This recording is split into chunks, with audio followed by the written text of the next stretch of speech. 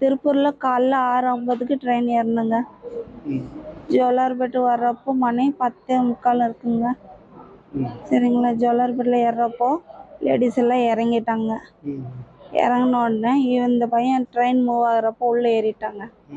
அப்புறம் நான் சொன்னேன், இது லேடிஸ் கோச்சு, நான் ஒரு ஆள் தான் இருக்கிறேன், நீங்கள் இறங்கிருன்னு சொன்னான்னு. அவன் சொன்னான், அடுத்த காட்பாடிலாம் இறங்கிறேங்க, கொஞ்சம் அட்ஜஸ்ட் பண்ணிக்கோங்க, அடுத்த ஸ்டாப் என்ன நிற்குதோ அங்கே இறங்கிறேங்க, கார்டன் வந்து கொடி கட்டிட்டாரு, அதனால் ட்ரெயின் மூவ் ஆயிடுச்சு, அதனால் உள்ளே இறங்கிட்டேங்கண்ணா.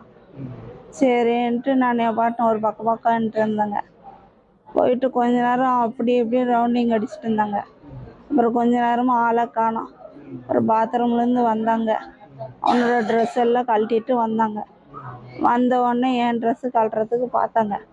நான் கெஞ்சினுங்க, என் வயிற்றுல குழந்த இருக்கு, நான் இந்த மாதிரி பொண்ணு கிடையாது, நான் உனக்கு அக்கா தங்கச்சி இருக்கோல்ல, அதை நினச்சி கொஞ்சம் எதிர்பாரு, தயவு செஞ்சு வேண்டாம் தம்பி, இந்த மாதிரிலாம் பண்ணாத அன்ட்டு சொன்னேன்.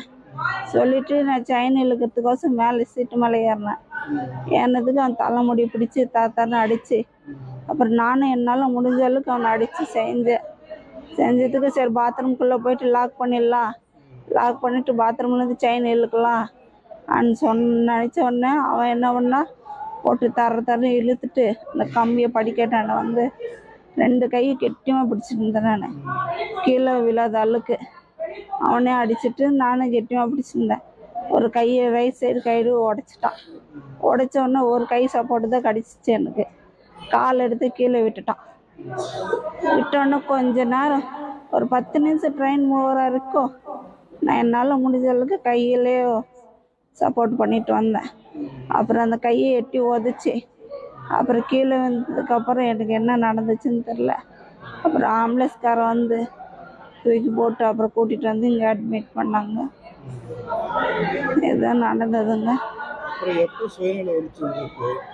எனக்கு அங்கே எந்திரிச்சு உக்காந்து என்னால் உக்கார முடியலங்க.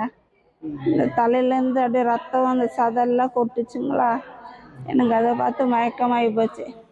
அப்போ ஆம்புலன்ஸில் ஃபஸ்ட்டு இது பண்ணாங்க. அப்போ கொஞ்சம் தெளிவு வந்துச்சுங்க. அப்புறம் அந்த தம்பி சொன்னால், லோக்கலில் எதாவது சேர்க்கலாம், ஆனால் அந்தளவுக்கு ட்ரீட்மெண்ட் கிடைக்காது, இங்கே போயிட்டு கவர்மெண்ட் ஹாஸ்பிட்டலில் அட்மிட் பண்ணிடுறேன், உங்களுக்கு அந்தளவுக்கு நல்லா ட்ரீட்மெண்ட் கிடைக்கும் சொன்னேன். ஆனால் ஆம்புலன்ஸ்காரோட நம்பர்லாம் கேட்கல, பேர் கேட்கல. எவ்வளோ நேரம் அவங்க கூட போகிறான்னு? அவங்க கூட போகிறான்னு ஒரு 1/2 மணி நேரம் இருக்குங்க. 1/2 மணி நேரம் ஒரே சண்டை போட்டோங்க அவன்கிட்ட. எனக்கு நடந்த மாதிரி வேறு யாரும் பொண்ணுக்கு நடக்குவாருங்க. அவனுக்கு முடிஞ்ச அளவுக்கு ஏதோ ஒரு தண்டனை வாங்கி கொடுங்க. சரிங்களா? ஏன் அந்த மாதிரி கேட்குறீங்க? ஆமாங்க சாமி, இப்போ வெளியே வந்ததுனால இப்போ நானே 3ஆவது ஆகிப்போச்சு. இன்னும் அடுத்த பொண்ணுக்கு நடக்காதுன்னு என்ன காரணம் இருக்குது? கண்டிப்பாக நடக்கும்ல. இந்த சைக்கோலாம் வெளியே விடாதீங்க. அவனுக்கு என்ன தண்டனை, மக்கள் என்ன சொல்கிறாங்களோ அதே கொடுங்க அவனுக்கு. சரிங்களா? என்னால் முடிஞ்ச அளவுக்கு என்ன சொன்னால் ஆயுள் தண்டனை கொடுத்துருக்க. அவன் ஸ்டேஷன்லேருந்து ஜெயிலேருந்து வெளியே வரக்குவார். சரிங்களா? இந்த மாதிரி ஒரு பசங்க நிறைய பேர் ஆகிட்டுக்கிறாங்க. பொண்ணுங்களுக்கு பாதுகாப்பே இல்லாமல் போயிட்டுக்குது. சரிங்களா? ட்ரெயினில் பாதுகாப்பு கிடையாது, நடந்து போகிறப்போ ஒரு பாதுகாப்பு இல்லாமல் தான் போயிட்டுருக்கு.